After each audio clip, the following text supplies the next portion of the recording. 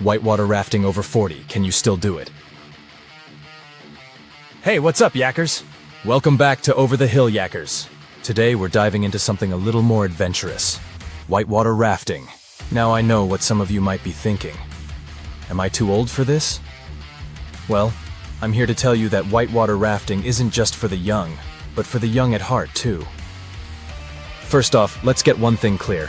Age is just a number when it comes to outdoor adventure. Whether you're paddling a kayak, biking a trail, or hitting the rapids, what really matters is your health, fitness level, and how comfortable you are in the water. Of course, before you jump into any new adventure, it's a good idea to check with your doctor, especially if you've got any health concerns. Whitewater rafting can be physically demanding, but the cool thing is, there are different levels of rapids for all skill levels. You don't have to start with the crazy stuff. For beginners or those looking for a more relaxed ride, Class 1 and Class 2 rapids are the way to go.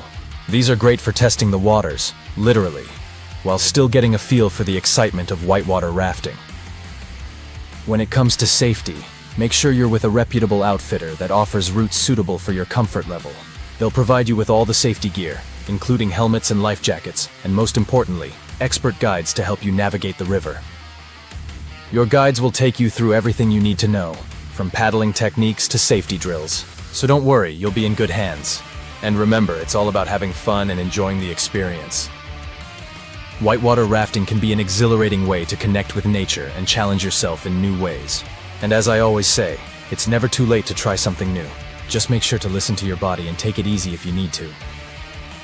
Alright, Yackers, so if you've ever wondered if you're too old for whitewater rafting, I hope this has inspired you to give it a try. Whether you're cruising down calm waters or tackling a bit of whitewater, it's all about pushing your limits and having a blast. So what do you think? Should whitewater rafting be added to your adventure list? Thanks for tuning in to Over the Hill Yackers. Be sure to hit that subscribe button and let me know in the comments if you'd like to see more rafting adventures on the channel.